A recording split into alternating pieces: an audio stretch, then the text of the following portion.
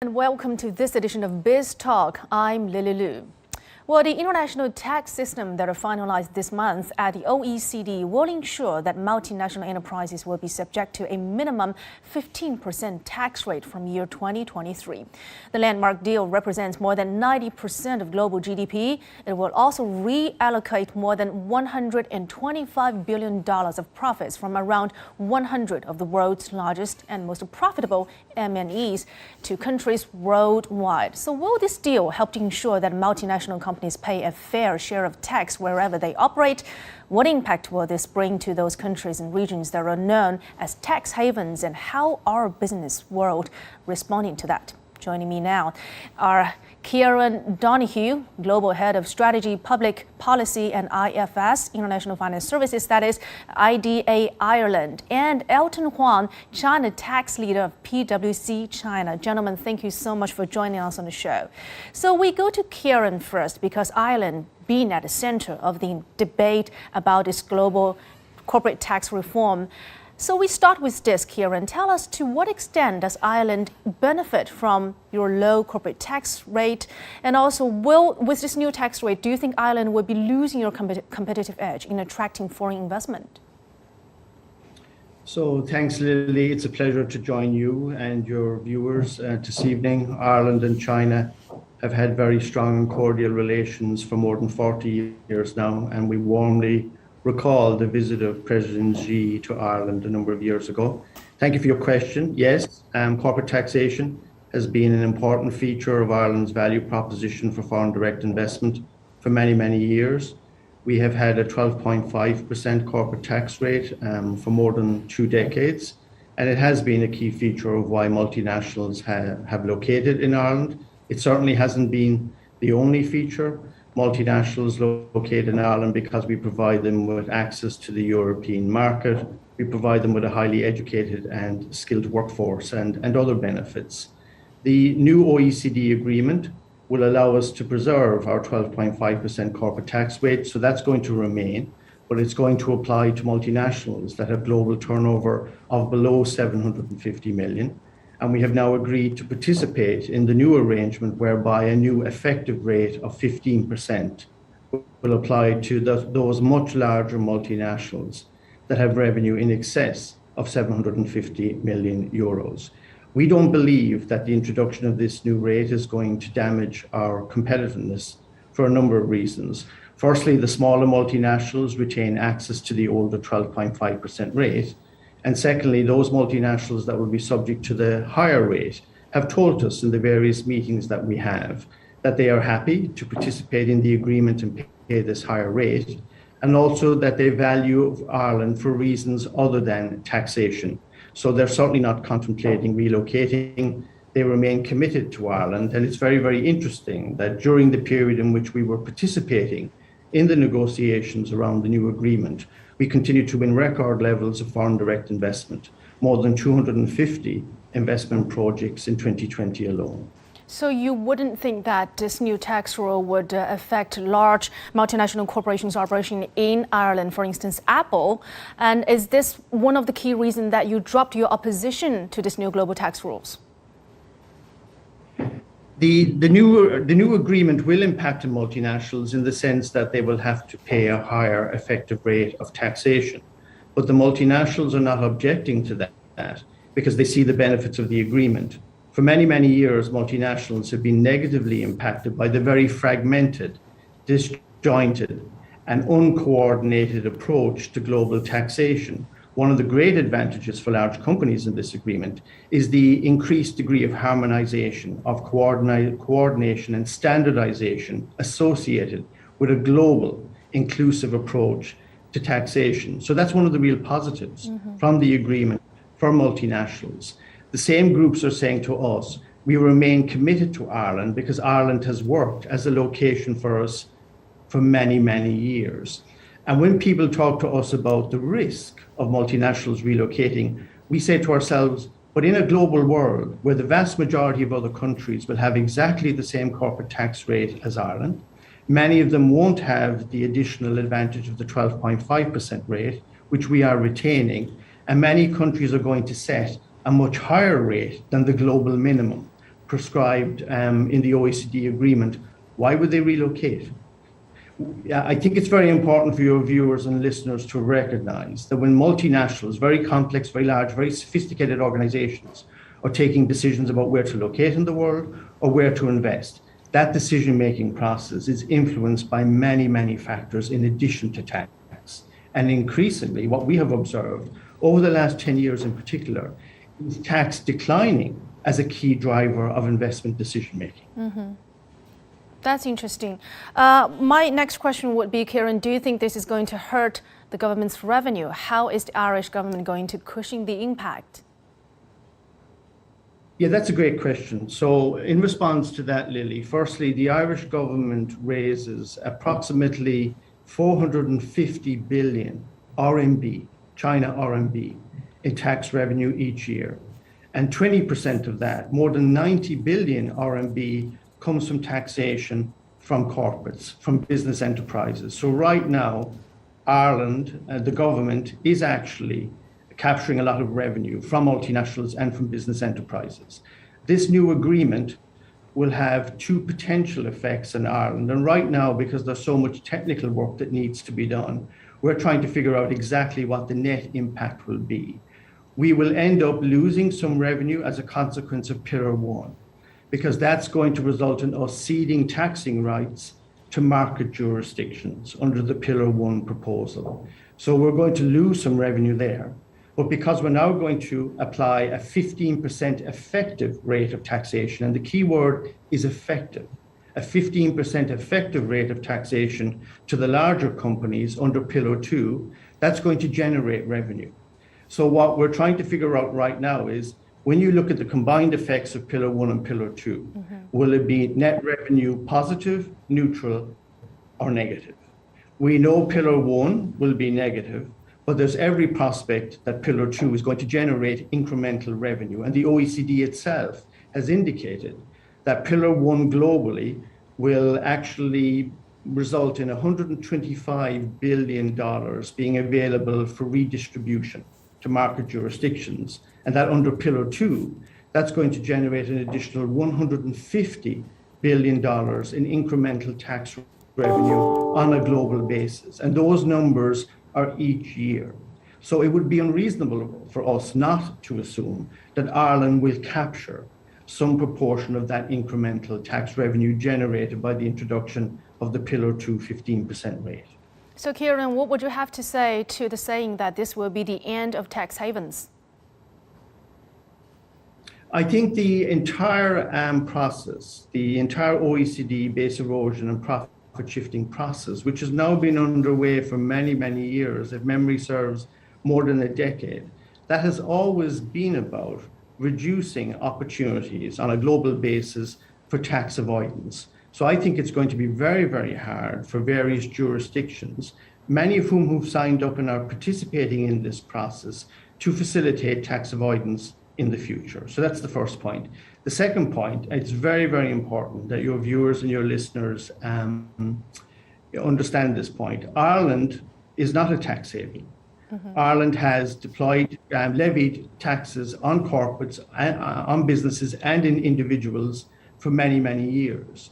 There are several tax rates, and as I said earlier, more than 450 billion RMB in taxes are collected by the government each year. So Ireland is not fearful of the OECD agreement. We have been an active participant in it for many, many years. And through the recent negotiations between our government, our finance ministry, and the OECD, we have actually, in a positive way, shaped the final outcome and the content of the agreement in a way that supports our country and our economic model.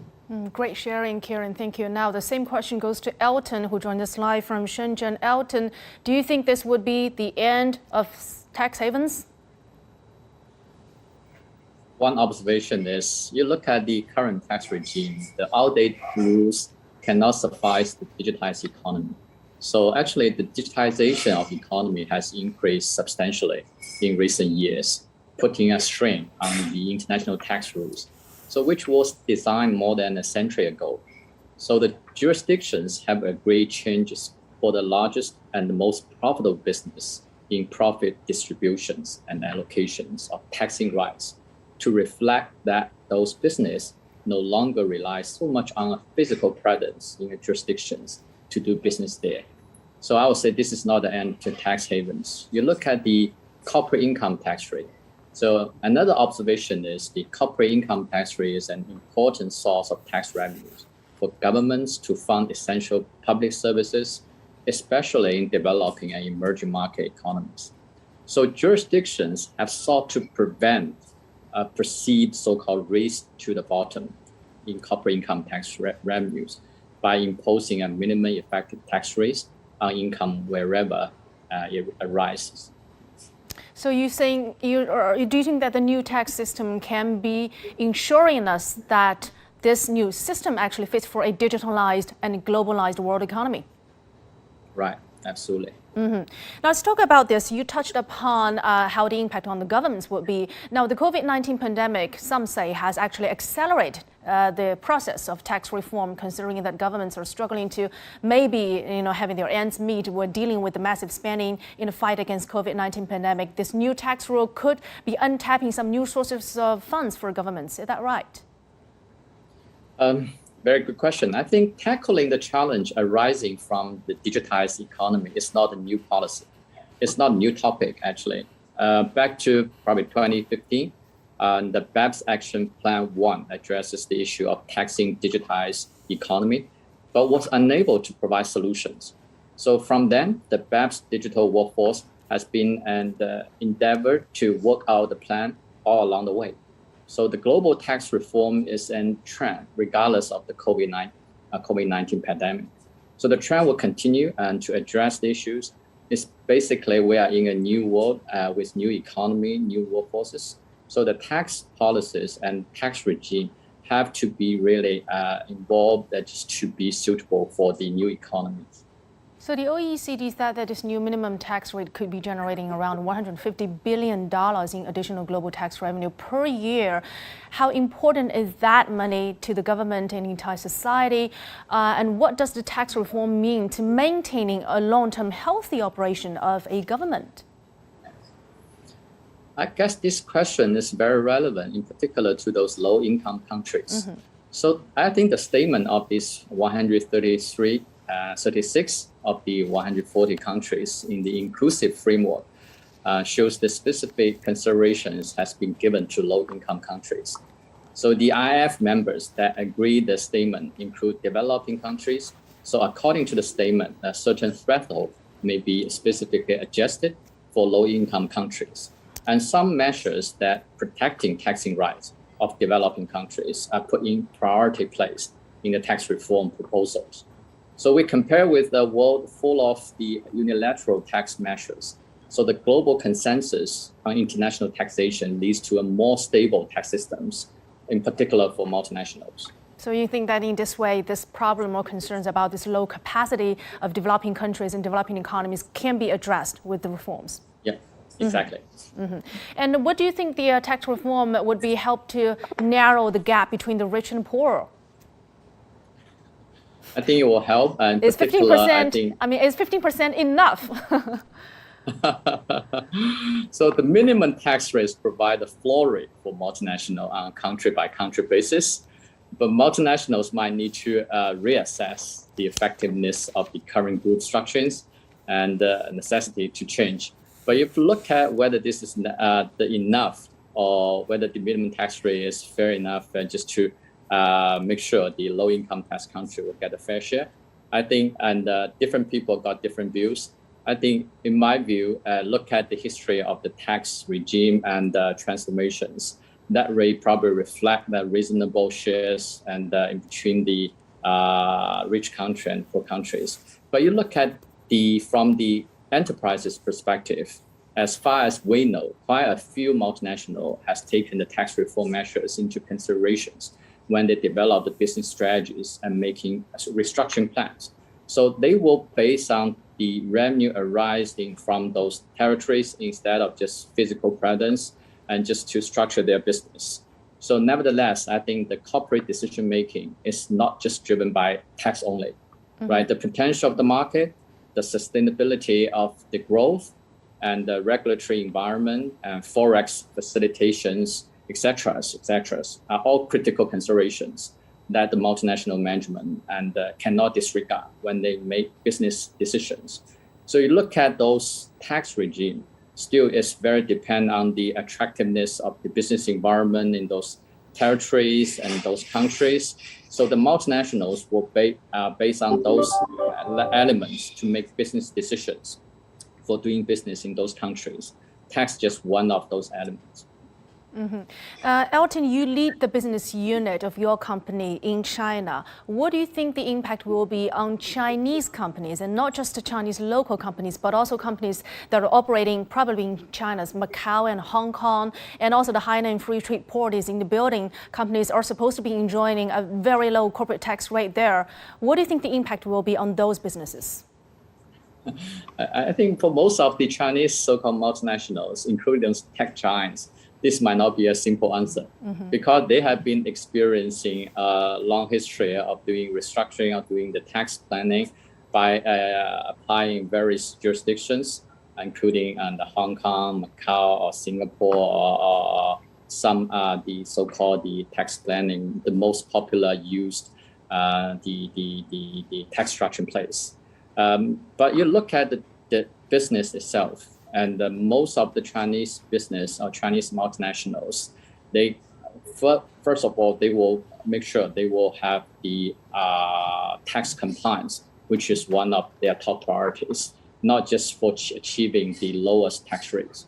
So when they design those tax structures in the very beginning, they will choose probably the so-called the lower risk and also the lower maintenance structures for those tax plannings.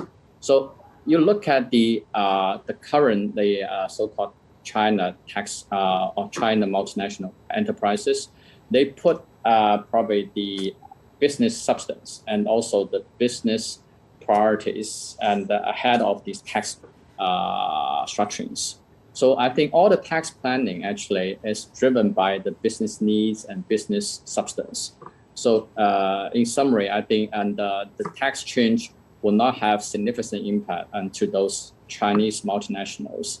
Instead, this will create new opportunities, at least for our professions, and we will have more opportunities to work together with the Chinese companies and to optimize their business presence all around the world, not just for their tax structure.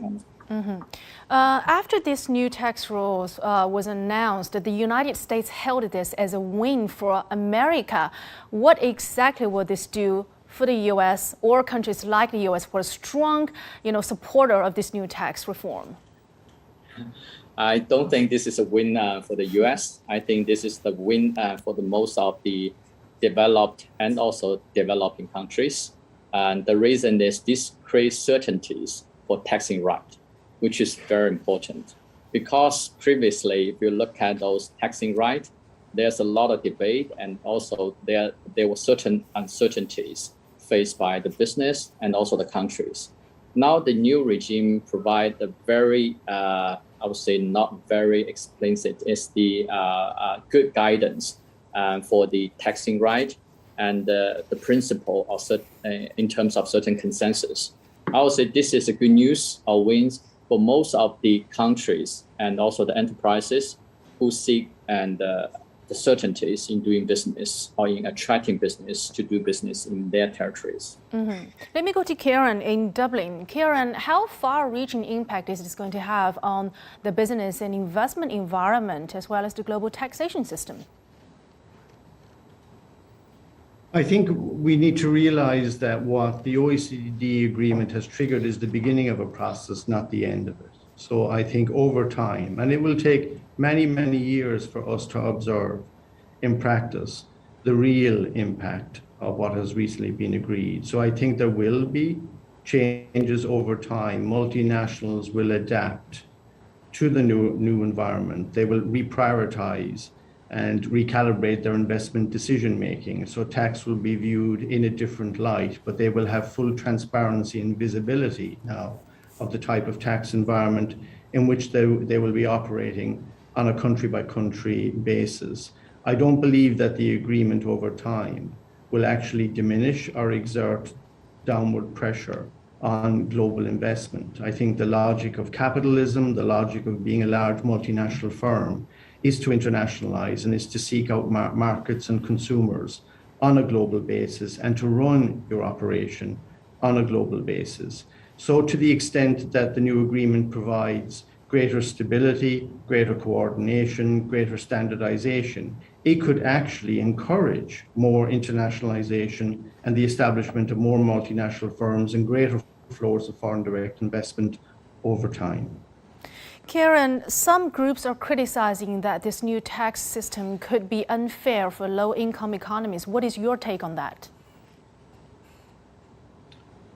I think I agree with Elton. I think the agreement is momentous. It's historic. I mean, when you think about it, to have 136 countries, a mix of both very developed and developing countries, to agree to this is a very, very significant achievement. I think it's also important to recognize that not every country, whether you're developed or developing, got what they wanted from the agreement.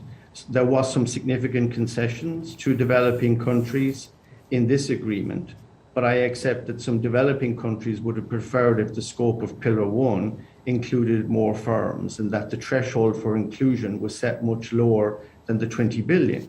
But the OECD has clearly indicated that over time, that threshold may come down and it will actually include a larger number potentially of multinationals over time. We know that digital services are now being deployed or being delivered to developing countries. This agreement will now allow them to have more taxing rights in relation to the revenue generated by the provision of digital services to those markets. So I don't think that the agreement is going to bring about initially a fairer distribution of tax revenue, but it's putting in place a framework that may allow for all nations to increase their level of tax revenue over time. But I think the key phrase is over time. Let me go to Elton now. Elton, how do you think this new tax rate will be affecting corporate decision making? I know you touched upon that as we talked earlier. Do you think that multinational companies will get closer or be closer packed with their home markets because of this new tax rules? And will it make it harder for companies to become industry monopolies? First of all, I think, and although over 130 countries and have agreed to the statement, there are still some technical issues to be solved. So certain company, they are taking a wait and see the attitude to that. And the detailed technical issues may have significant financial impact, as well as the influence the way they respond for those multinationals. We also observe that at the current stage, some multinational groups are more concerned about additional compliance burden.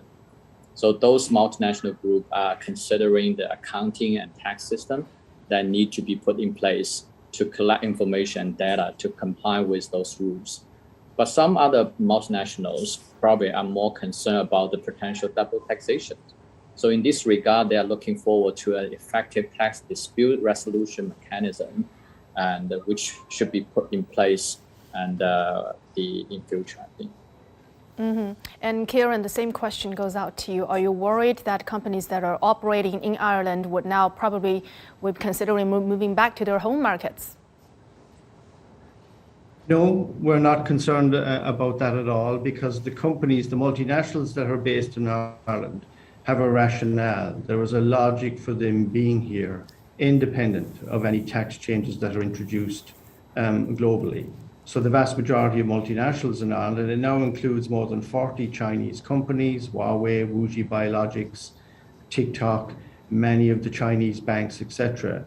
Their reason to be in Ireland remains in place, notwithstanding the OECD agreement. They are serving a huge European market in excess of 500 million people in Europe. They are accessing unique technologies, skill sets, an educated workforce, etc., from their presence in Ireland. They're not going to abandon that because of this OECD agreement. I do agree with Elton. There's a lot of additional technical work that needs to be completed. before decision makers and multinationals will see the true and will have an accurate picture of the full impact of the agreement on their operations. And without a doubt, multinationals will probably have to devote more resources to compliance, to managing the tax function, because of the reach and the complexity of various aspects of the agreement. And indeed, I think governments around the world will have to resource their revenue authorities to also help implement the agreement in practice. But in summary, I'm not concerned that multinationals are going to relocate back to their home countries or elsewhere as a consequence of the agreement. Mm-hmm.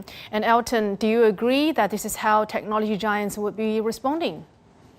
I totally agree with Kieran. I think for those territories and you traditionally attract those large tech giants or multinationals, tax consideration just one of the elements. There are a lot of other factors to be considered, including, say, doing business environment, the supply of talent, how flexible the foreign exchange policies, and also the capital flow, etc.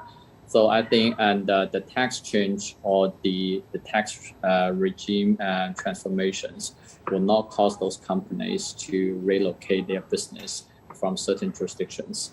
So I think, but that will provide a new kind of framework for those multinationals to redesign the structure of their business on a worldwide basis, not only for optimizing their kind of effective tax rate or tax burdens. More importantly, is to give them a framework to rethink and about their business presence, and just to maximize the impact and to the business and positive impact. I think for their global presence and the market entry, and also the attractiveness of the market probably is far more important than the tax regime. Talent is also key consideration, as I mentioned. Gentlemen, moving forward, the big question will be lining in how to ensure an effective implementation of the major tax reform. What are the urgent requests from enterprises to governments? Kieran, we start with you. I think what enterprises would expect of government now is that the revenue authorities and the people that are working through the technical detail of how the agreement is going to be implemented in practice, particularly in individual jurisdictions, whether that's Ireland or France or Germany or China, that the revenue authorities are sufficiently resourced and equipped with the right expertise, even external expertise, to help them to complete the technical work and to implement the agreement in practice. I think, as I think you, Lily, observed at the beginning of the program, I think some developing nations will need support for capacity building measures to help them to participate fully in the agreement and to implement it. And the OECD has already considered that feature. I think enterprises would also like a reasonable implementation period. And I think that's provided for in the agreement as well. We're looking at around 2023. So, at least that will allow enterprises some time to prepare themselves for the practical implementation and the practical impact of the agreement.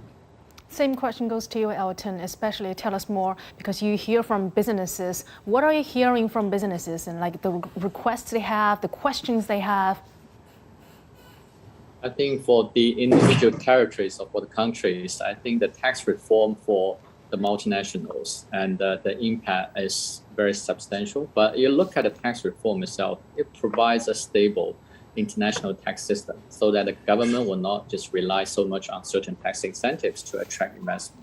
As I just said, for a longer term, the core competitiveness of a country might transform to a legal environment, infrastructure, administrative efficiencies, and human capital, etc., etc. So what the multinational looking forward is for those transformations of the government, which definitely will provide more incentives, not only in terms of the tax incentives, but in other elements, and also the core competitiveness of those countries. I think this will definitely motivate the countries to further develop those environment and also the infrastructures. So, gentlemen, we have to get down to a lot of technical works in the years to come, before the new rules come into place. What would be the biggest challenges to you? Kieran? I think the biggest challenges in relation to implementing the agreement is the Pillar 1 dimension to it, the Pillar 2 dimension to it, ensuring that the necessary domestic and European laws are changed to reflect the content of the agreement. That will require a lot of attention to detail and a lot of work, etc. So I think it's just going to take time to bed down the agreement, and a lot of work and effort both on the part of governments, tax authorities, the European Union in the case of Ireland, that will need to reflect the agreement in European law, and also on the part of business enterprises. I see the workload associated with implementing the agreement as one of the principal challenges. Elton, what about you? I think the challenge, first of all, I think the timeline proposed by OECD is quite ambitious with some technical issues still pending. So for minimum tax rules, the deferred tax accounting and treaty solutions remain to be explored and solved.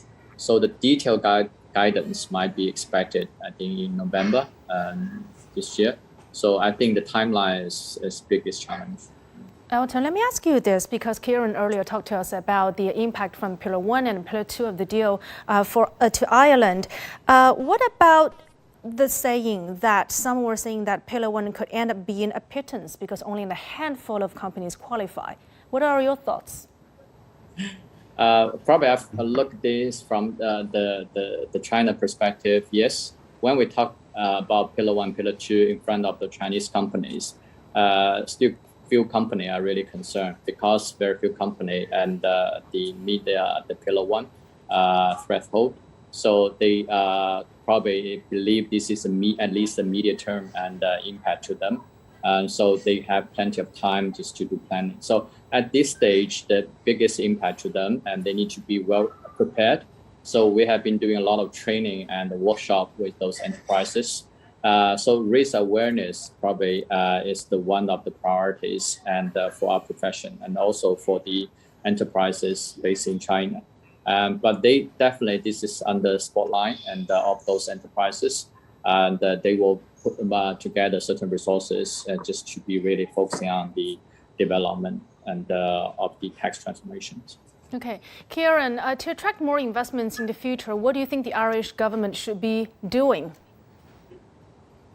I think one of the great advantages of the OECD agreement is that it has sent us a reminder in Ireland, and I think indeed all jurisdictions that are competing for foreign direct investment, of the importance of the non-tax aspects of the environment that you provide to multinationals. So what the Irish government has already decided to do, and we've recently published a brand new national development plan, is that we're going to invest 165 billion euros in improving the quality of the operating environment, which is already very good, very, very strong. That's why there are 1,600 global firms employing more than 250,000 people operating in Ireland. But we're going to devote even more money to education, to science, technology, research and development, and to physical infrastructure to increase the carrying capacity of the country to actually support an even higher level of foreign direct investment and even more multinationals in the future. And I think that's what multinationals are looking for, because taking a decision to invest anywhere in the world is a risky decision, particularly for the sponsors of the decision to invest overseas sitting in corporate headquarters. They want to make sure that once they take the decision to invest in a particular country, that it's the right decision for the long term, and that the direction of the country in terms of its social and economic policies and its physical infrastructure and the quality of the operating environment is going to be supportive of their decision and of their valuable investment over the long term, not the short term. And that's exactly what we are redoubling our efforts to focus on here in Ireland. And my final question to you, gentlemen, what would be this one piece of advice to multinational company who, of course, is qualified for 750 million euros in revenue at this moment after the announcement of the new tax reform? Kieran?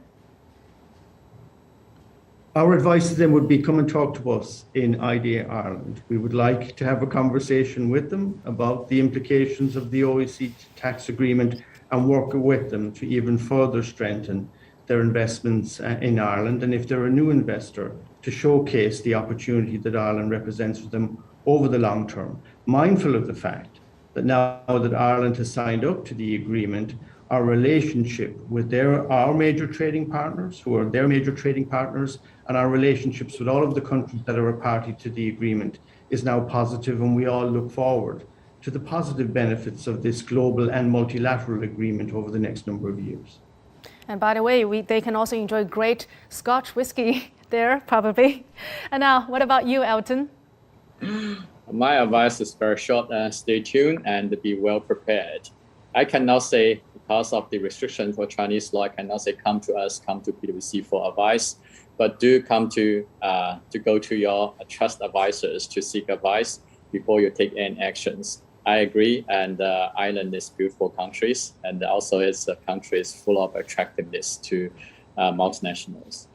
Thank you very much. That was a great discussion, gentlemen. Thank you so much. That was Mr. Kieran Donoghue joining us from Dublin and Elton Huang joining us from Shenzhen. Thank you so much. And with that, we will be concluding this edition of Biz Talk on CGTN. I'm Lily Lu. Thanks for watching. We'll see you next time.